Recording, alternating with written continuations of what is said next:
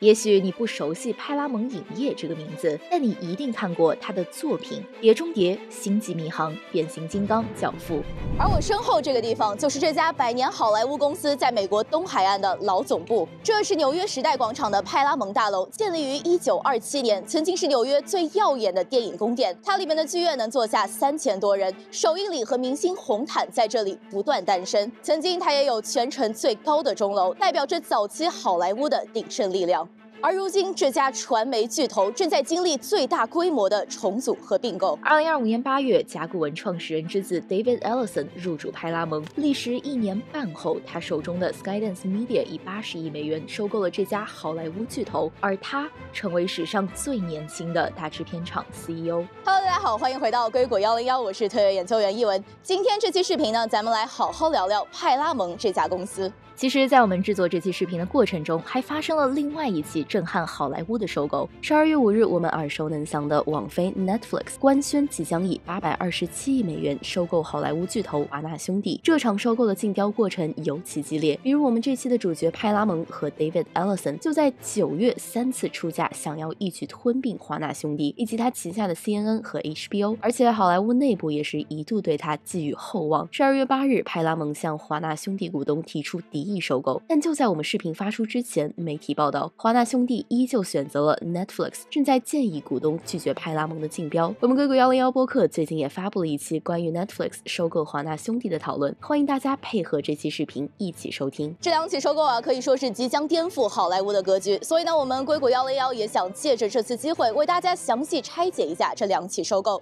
以及在他们背后美国媒体产业的现状与格局究竟如何。这是我们美国媒体帝国收购专题系列的第1期视频。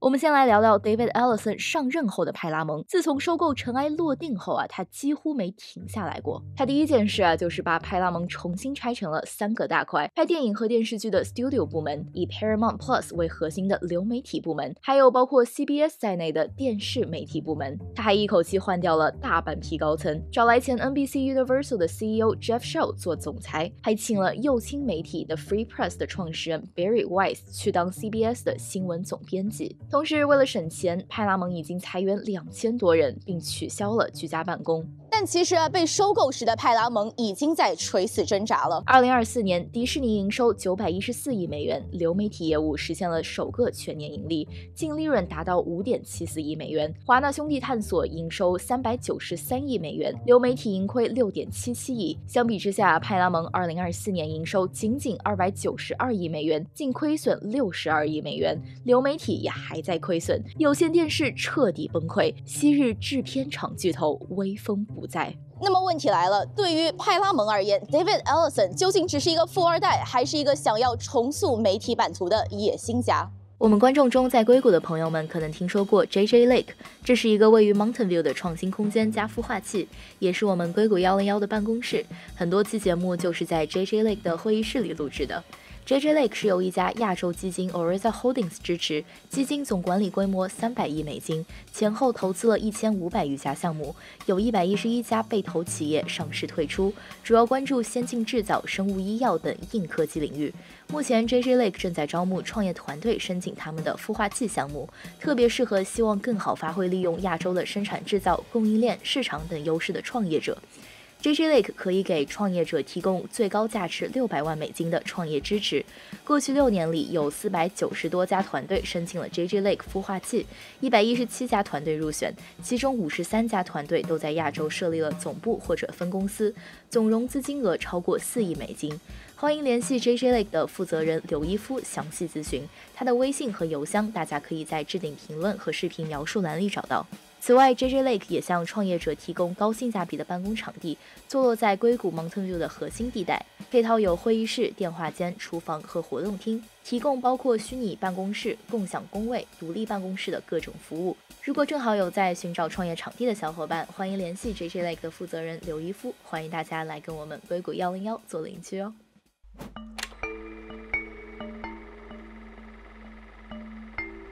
这是今年42岁的 David Ellison， 甲骨文创始人 Larry Ellison 的儿子。他3岁父母离婚，母亲培养了他对电影的热情。2005年，23岁的 David 从南加大电影专业退学，出演了一部投资6000万美元的战争片《飞人》。不过这部电影票房惨败，但是David 并未放弃好莱坞，他带着家庭的光环开始了自己的制片事业。毕业后第2年，他就创立了 Skydance Media。那好莱坞一开始呢，也是对这位富二代不屑一顾认为他只是享受好莱坞的光鲜亮丽，而不会在这个游戏里面投入太久。转折点在2009年 ，David Ellison 借助父亲的人脉，开始与派拉蒙产生交集。Skydance 与派拉蒙合作的第一部电影《大地惊雷》获得了2.52亿美元票房和10项奥斯卡提名。之后呢 ，David 瞄准了派拉蒙的特许经营系列。当《碟中谍》票房仅3.98亿美元 ，Tom Cruise 看似过气时 ，David 为这个系列担保，投资3.5亿美元制作了《碟中谍4：幽灵协议》，最终斩获了6.95亿美元票房，让整个系列重获新生。此后呢，他参与了最近5部《碟中谍》的制作。他的公司 Skydance 也在一步步调整方向。2014年拓展了电视领域，2016年又扩展到视频游戏和动画领域。2018年 ，Skydance 成功转向流媒体业务。到了疫情期间，这个人们居家影院停摆的时期，Skydance 则通过为流媒体制作电视节目获得了不错的成绩。公司呢向各大网络平台出售了29部电影和电视节目，让自己的内容库和营收能力都获得了不小的增长。尽管账面亏损但资本市场却高度认可 Skydance 的战略和内容价值。2022年 ，Skydance 获得了新的融资，估值一举超过了40亿美元。在探讨公司的未来时 ，Skydance 的高管们提出了3种策略：上市、出售给苹果等大型科技公司，或者收购一家老牌工作室。那么这个时候David Ellison 呢，自然把目光重新落回了派拉蒙的身上。David Ellison 这样的一个买家，对于他们来说的话，应该是一个更好的选择，或者说至少可以说是一个最不坏的选择吧。因为如果说像派拉蒙这样一家陷入困境的公司想卖给别的公司的话，那他选择就包括了第一是这个私募基金。那他们做的事情就可能是把这个有线电视、把电影制片和发行、把这个流媒体业务给拆分出来，所以这家公司就很快就会分崩离析了。那也有可能是他卖给这个传统的这个媒体巨头，比如说之前我记得索尼就提过说希望收购派拉蒙，但是索尼是一家日本公司，所以在收购当中可能也会面临一些这个反垄断的审查。他如果收购了之后呢，最后做的事情肯定就是把这个各个业务进一步的整合，就可能会把这个好莱坞的几大制片公司进一步收缩，那派拉蒙影业可能就不复存在了。派拉蒙这样的公司对于硅谷和科技行业来说的话，其实也没有特别大的吸引力，因为就像刚才讲的一样，它最大的这块业务还是有线电视，这块业务是硅谷完全不想碰的。我最大的感觉就是它跟之前我们看到的，比如说像 Netflix 这种，或者是 Apple， 就是 Apple 比较典型，就是说这种科技公司进到好莱坞来打翻大家的这个原来的游戏规则或格局，这个不太一样。就是他之前的确是在这个行业里是深耕的，他是个被好莱坞接纳的人，就是他还是比较按照原来就是好莱坞的这个至少是大框架上的做事的方式，或者是这个权力关系在行事。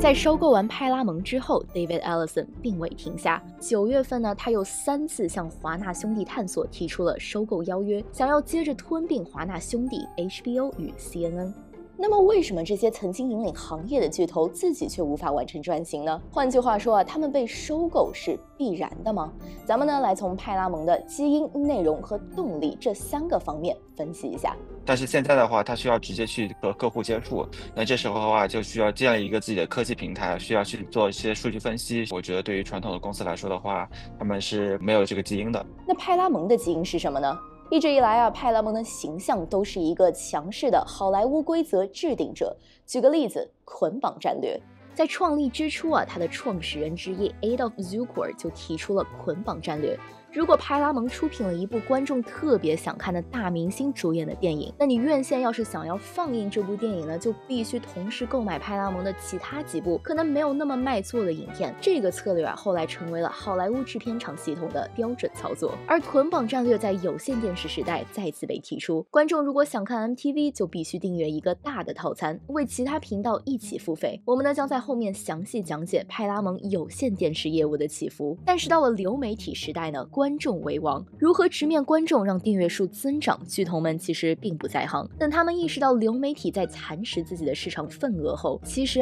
已经错过了最好的时机。内容上来说呢，转型流媒体并不等于将有线电视或者电影内容直接搬到手机里。有线电视的内容主要是娱乐、体育和新闻。派拉蒙现有的电影电视 IP 也许能够撑起 Paramount Plus 的一小部分娱乐业务，但是很少有人会因为想看新闻而充值付费。新闻呢，应该说是整个里面它如果在线性电视里面，它的这个价值就是怎么说呢？就是它的回报率肯定是最低的，但是呢，它很多时候是牵动大家去关注的一个事情，有一种连续性在里面。但实际上，当你这个东西过渡到流媒体的时候，你就不成立了。这也解释了呀，为什么 David Allison 上任后选择在体育上发力，首先拿下了 UFC 终极格斗冠军赛的版权。在亚马逊深度绑定 NBA、NBC 旗下的 Peacock 压住橄榄球和奥运会，以及 ESPN Plus 这种专攻体育的大玩家都在抢夺用户的情况下，谁能锁住体育迷的忠诚度，谁就握住了最关键的武器。而希望收购华纳兄弟也是一样的。目前呢 Paramount Plus 在美国的月度观看量仅占约 2%。如果能够收购华纳兄弟的 HBO Max 以及其丰富的影视资源， Paramount Plus 则有望迅速成为一项更强大的流媒体服务。因为现在就是大家公认的是这个流媒体战争当中的话，最后可能只能有这个4到5个玩家能够最后活下来并且实现盈利。那现在毫无疑问就是 Netflix 已经是一个最大的赢家了。那除此之外的话，像 Amazon 和 Apple TV 因为他们完全不需要考虑盈利的问题，所以说有很有可能就能够幸存下来。然后 Disney 因为也建立起了自己的一个小小的这个 bundle， 就包含了 Disney Plus、Hulu 以及这个新推出的体育的流媒体 ESPN Plus 也很有可能幸存。那剩下来的一张船票或者1到2张船票，那竞争者就是包括 Paramount Plus、HBO Max 以及 Peacock。所以现在 David Allison 就迫不及待需要通过这个收购，然后能够争取到最后一张船票。那这个人一定是 David Allison 吗？派拉蒙内部难道没有理解流媒体能够带领公司转型的人吗？就它的下跌也不是说哗就每年可能跌个几个%，所以这个时候它有一种温水煮青蛙的问题，有时候撑着也还行，对吧？或者说这个用数据来导向，因为我也参加很多 Hollywood 的这个包括制片人啊，包括我自己也做过一段时间制片人，就是包括不管是新闻还是娱乐方面的，其实我还是觉得这些行业里面的传统这些，他有很多人才，他的判断也是很有水准的没有盲目的去生产或者说去制作。即使内部确实有感受到流媒体时代的到来我们的嘉宾认为呢，这也许和公司没有精力去投入流媒体有很大的关系。我不认为他们有很强的效率去转这个事情，转型有的时候是需要提供空间的。比如说你刚好是处在一个发展的这个上升期或者是高峰期，你有比较多的余量，包括资金跟这个试错的成本，对吧？然后你才有可能去完成一个比较好的转型。可是这个收入也没有说多到能够提供这么多的弹药。本身流媒体就是 VOD 跟这个 Linear TV， 因为这个东西它也不是说Linear TV 就完全输给了那个VOD， 其实 VOD 跟 Linear TV 它两者反反复复有好多，比如最近几年其实有好多 Netflix 包括 Paramount 自己它也就是它的流媒体也跑回去 Linear TV。我自己也做过这个雅虎 TV 这个事儿，就是说觉得其实人还是需要被投喂的，有很多时候大家还是喜欢 lay back 的这么一个体验，所以这个时候很多时候我们纯做电子新闻的人都会做这种linear 就线性 TV 的体验来去 capture 一部分用户喜欢被投喂的感觉，所以这个过程很难说，这个可能是时代的问题，也有可能我觉得可能人才可能有一点因素，但主要是整个格局的变化，包括用户的变化，包括新的这个算法这个变化，我觉得是很难去怪罪谁的。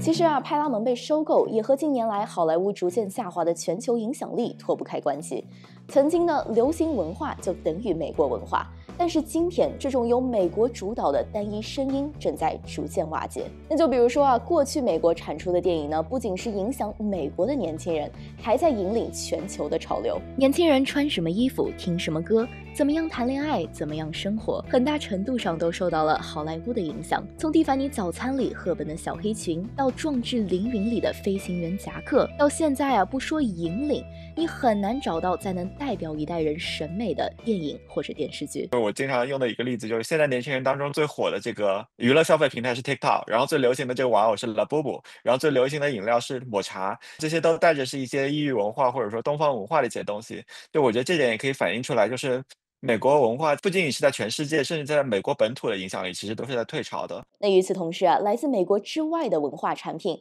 也正在以前所未有的方式重塑全球的流行文化版图。寄生虫横扫奥斯卡4项大奖，成为首部非英语最佳影片。鱿鱼游戏在网飞上创下156个国家收视第1的纪录，让全世界的观众为之疯狂。而今年的 K-pop Demon Hunters 则成为了网飞史上观看次数最多的原创影片，获得了超过3.25亿次观看。那不光是在内容上了，渠道上来说呢，好莱坞也已经失去了控制力。当我们走进算法时代的时候，电视曾经带来的高效渗透力就已经失效了。 MTV 是上一个时代的 TikTok 嘛，那现在其实大家能常用的即使是在英文世界里跟算法有关的很多产品，实际上中国是更早做的这样的产品出现，然后也变得是在英文世界里比较普遍的被年轻人所接受。所以实际上这个就是内容的号召力、品牌的号召力下跌的同时，实际上也伴随的是就是渠道的某一种转移。就在 David Ellison 收购派拉蒙的同时呢，他的父亲甲骨文创始人 Larry Ellison 正领衔一个投资财团，以140亿美元收购 TikTok 美国业务80%的股份。甲骨文将负责运营和监管 TikTok 的推荐算法，而这意味着 Ellison 家族有可能重新定义21世纪的媒体权力版图。如果在这个 David Ellison 或者甲骨文掌控了这个 TikTok 之后，这两方面协同，这个是比较有想象力的，对吧？就是因为 TikTok 现在是年轻人当中最火的一个平台，它能够掌握年轻人喜欢什么，甚至能够去掌控年轻人什么时候去电影院看什么电影。那这时候的话，派拉蒙作为一个这个内容公司的话，如何在 TikTok 上做宣发，这个上面能不能占有一些优势？无论如何呢 ，David Ellison 想要重振好莱坞还有很长的路要走。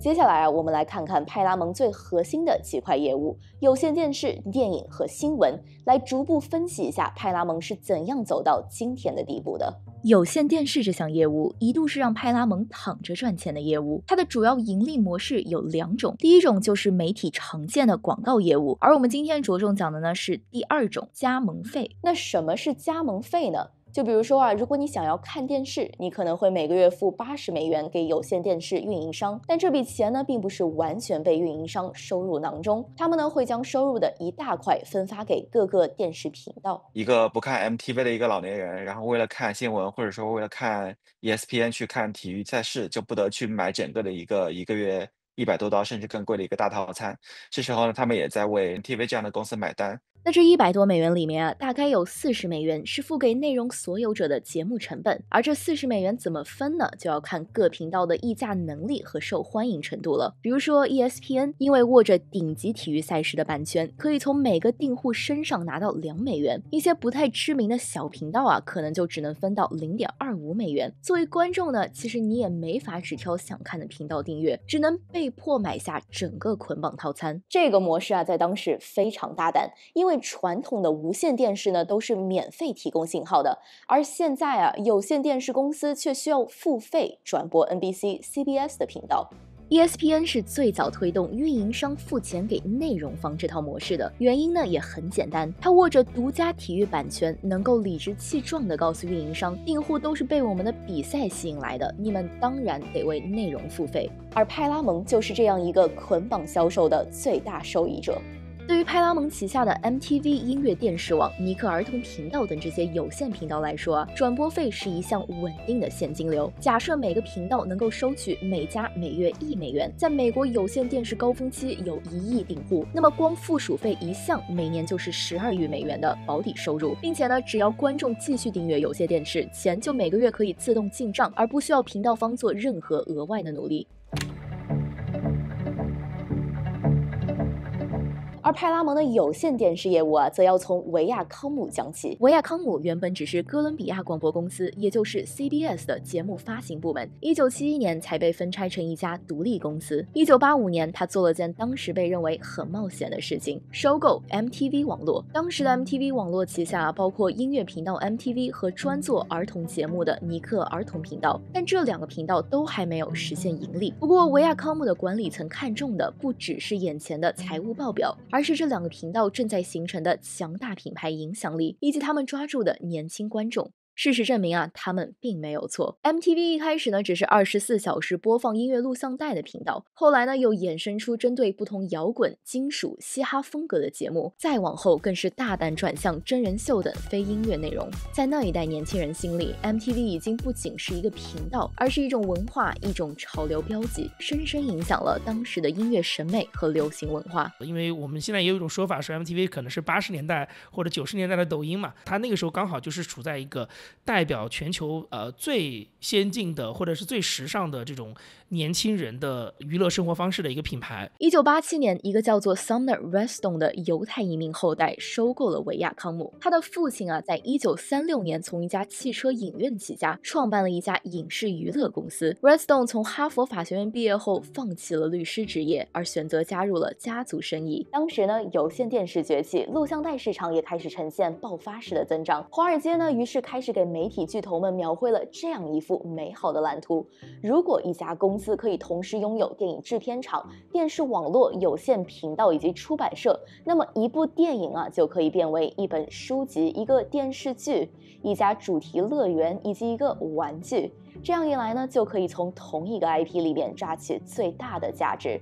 这样一来啊，垂直整合又再次成为了好莱坞的核心策略，推动了又一波好莱坞的并购浪潮。1989年，索尼以34亿收购了哥伦比亚电影公司。1990年，时代公司与华纳传播公司合并，成立了时代华纳。很快 ，Redstone 的维亚康姆集团也以97.5亿美元收购了派拉蒙50.1%的股份。经过与购物频道 QVC 5个月的竞购战后，完成合并 ，Redstone 成为了派拉蒙的新主人。也是在这个时间点啊 ，Redstone 希望能够将有线电视业务拓展到中国市场。然而呢，有线电视却一直没能在中国打开局面，通过和地方卫视合作卖节目的形式增长其实有限。于是呢，2010年代 ，Redstone 选择逐渐退出中国市场。2012年，有线电视订阅达到顶峰，而2013年，做录像带租赁生意起家的网飞进军了原创内容，推出了风靡一时的《纸牌屋》。自此，有线电视用户连年流失，利润缓慢下滑。根据皮尤研究中心2021年的调查，通过有线或者卫星观看电视的美国人比例，从2015年的76%骤降至56%。2020年 ，Redstone 去世，他的女儿呢接替了他的位置。但疫情期间啊，流媒体业务迅速发展，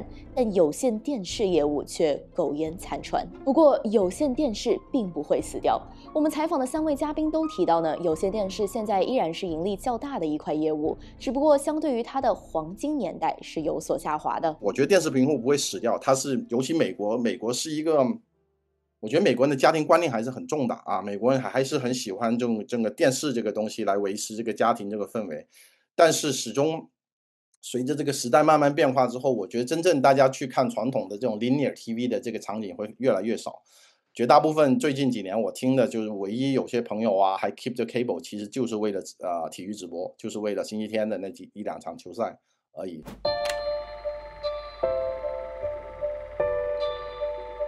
以电影起家的派拉蒙拍过那么多经典，但是如今呢，却怎么也回不到巅峰。我们回头看它20多年的历史啊，会发现派拉蒙电影业务的衰落其实有几个核心原因。第一 ，IP 不够硬。迪士尼有漫威、星战、皮克斯，华纳有 DC、哈利波特，环球有速度与激情和梦工厂动画，而派拉蒙呢，变形金刚疲软，星际迷航停在原地，能拿得出手的新系列也只有寂静之地和刺猬索尼克了。第二，失手的机会太多。梦工厂 SKG 被买来3年，就因为和斯皮尔伯格团队闹掰而合作破裂。2009年，本来派拉蒙有机会收购漫威，但最终却让给了迪士尼。1年后，迪士尼直接把复仇者联盟钢铁侠3的发行权买走，之后呢，又把钢铁侠、雷神、美队的发行权全部买断，梦工厂动画的发行权也失掉了，等于把功夫熊猫、驯龙高手这些摇钱树都送出去了。第三，成本失控。决斗士2成本2.5亿美元，但全球票房却只有4.6亿，刚刚够平手。高投入低回报的情况在派拉蒙一直反复出现。反观网飞、亚马逊，虽然疯狂砸钱啊，但不用担心每一部电影的票房，因为他们追的是订阅数。派拉蒙则夹在院线和流媒体中间，两边都得顾，结果哪边都吃力。第四，流媒体战略迷失，一边想撑起 Paramount Plus， 另一边呢又把最好的 IP 卖给了对手换现金。教父去了 Peacock， 南方公园的部分内容给了 HBO Max， 结果是既没有赚到大钱，也没有留下用户。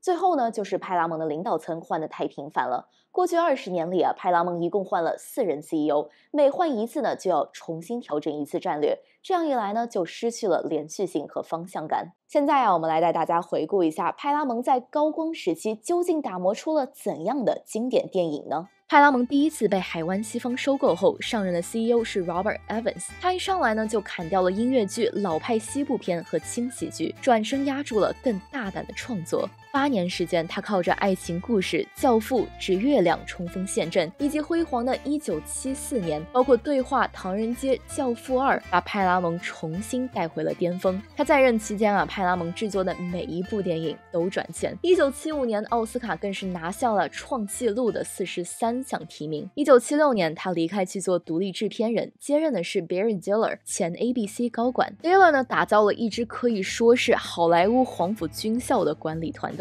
这些人后来都成了别家制片厂的一把手。他让派拉蒙陆续推出了出租车、欢乐酒店以及周六夜狂热、油脂、凡夫俗子、夺宝奇兵、比弗利山警探等爆款。这些电影代表了一种新的制片哲学及高概念，就是那种可以用一句话说清楚、海报一看就懂的电影。比如周六夜狂热讲迪斯科舞王的故事，夺宝奇兵讲考古学家寻找失落宝藏。可惜，由于利益纠纷 ，Diller 掌管派拉蒙10年后，派拉蒙就再次迎来了新的董事长。1984年，主管派拉蒙营销的 Frank Mancuso Sr. 上任。这8年里，派拉蒙推出了《壮志凌云》、《鳄鱼邓迪》、《星际迷航4》、《比弗利山警探2》等80年代的标志性电影。而1992年上任的 Sherry Lansing 经历了派拉蒙被维亚康姆的收购，前期创造了一系列家喻户晓的影片，包括《阿甘正传》、《勇敢的心》、《泰坦尼克号》、《楚门的世界》、拯救大兵瑞恩以及碟中谍系列。不过1998年之后啊，派拉蒙就开始走下坡路。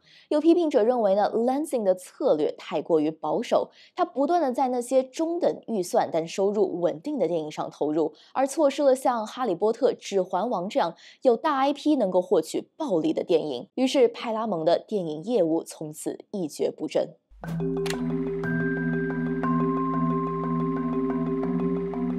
最后啊，在派拉蒙的新主人 David Ellison 上任之后，争议最大的就是他对 CBS 新闻网的改革。而这是因为呢，在美国新闻业里 ，CBS 新闻长期以来一直被视作调查新闻的金字招牌。早年记者 Walter Cronkite 当家的时候 ，CBS 是美国人最信任的媒体。他对肯尼迪遇刺、阿波罗登月、越战的报道，塑造了一代美国人的集体记忆。而到了1968年 ，CBS 又推出了60分钟这个节目，以记者为主导，靠硬调查打天下。这个节目30多年来都收视率霸榜，到现在还在播出。1999年呢 ，Redstone 的维亚康姆收购了 CBS 集团，创造了一个440亿美元的广播电视和电影巨头，与时代华纳和迪士尼等集团竞争。Redstone 2005年为了提振股价，将 CBS 又从维亚康姆分拆了出去，而2019年这2家公司再次合并。那么大家知道啊，现在收看有线电视新闻的是老年人居多。CBS 呢，为了在这种情况下与其他有线电视竞争，逐渐软化了自己的内容，失去了曾经的调查新闻优势。同时啊，在过去5年里面 ，CBS 新闻换了5任主席，但收视率却远远不及竞争对手 NBC 和 ABC 美国广播公司。那么在 David Ellison 等待监管批准收购派拉蒙的期间呢，又出现了这样一个插曲。美国总统特朗普把 CBS 告上法庭，指控60分钟节目在2024年10月播出的一段对于时任副总统 Kamala Harris 的采访当中恶意剪辑，误导公众。而不少公开报道提到一个潜在的交换条件正在谈判桌上 ，Paramount 及 CBS 可能会愿意支付1600万美元来了结这起由特朗普团队发起的诉讼，以换取政府能更顺利地批准这项合并案。在 David Ellison 正式上任后，他在 CBS 任命前右倾智库研究员为新闻监察员，并且宣布 Stephen Colbert 深夜秀会在2026年终止。除此之外呢，他还宣布用1亿5千万美元收购保守派数字媒体 The Free Press， 并且认定 The Free Press 饱受争议的创始人 Barry Weiss 为 CBS 的总编辑。他拿 CBS 开刀是必然的。我因为一直做新闻嘛，虽然我做的是电子新闻，这个生意本身利润比较低，叫好跟叫座很多时候往往没有办法同时做到，对吧？因为只有叫座的东西才能带来流量，有流量的东西才能挣钱。所以很多时候，当然我们也不能说完全不做较好的东西，我们也要做一些 investigative journalism， 可能也要争取有那么一小部分人做一些深度研究，争取冲一下普利策奖，这个是会有。但是一般来说，你只能说那个 investigative journalism 呢，你要控制5%，对吧？你其实95%的人还是要去追流量。我认为这个新的咱们要通过这么一个 merger 来把这些很痛苦的时间砍掉。但是这个会不会影响这个最终的新闻的质量啊，包括这个 journalism 啊，包括 newsroom 的很多东西，这个我是相对比较悲观，因为这两者当中，我觉得要找到平衡是非常难的。1912年，匈牙利移民 Adolf Zucker 花3.5万美元从法国进口伊丽莎白女王，让美国第一次见识到长篇电影。电影从消遣变成了艺术。后来他的公司与派拉蒙合并，拉开了这家100年影业的传奇序幕。他拍出《铁翼雄风》，拿下历史上第1座奥斯卡最佳影片。他经历大萧条、反垄断裁决、破产、拆分、合并，却一次次站了起来。但今天的派拉蒙面对的不是同行，而是 TikTok 算法、流媒体烧钱、电视衰退、新闻业危机，整个好莱坞赖以生存的秩序都在被重新定义。电影公司从定规矩的人变成了被迫适应规则的人。Skydance 的80亿美元能不能让他翻身？这个问题没有人知道答案。5年后，他或许会重获新生，也可能彻底被时代抛弃。但有一点是确定的，那座雪山的标志不会消失。无论被谁所有，无论以什么样的形式存在，派拉蒙都承载着1个世纪的电影记忆。从 Adolf Zucker 到今天的 David Ellison， 故事还在继续，只是讲故事的方式已经彻底改变了。好了，以上就是我们这期视频的全部内容了。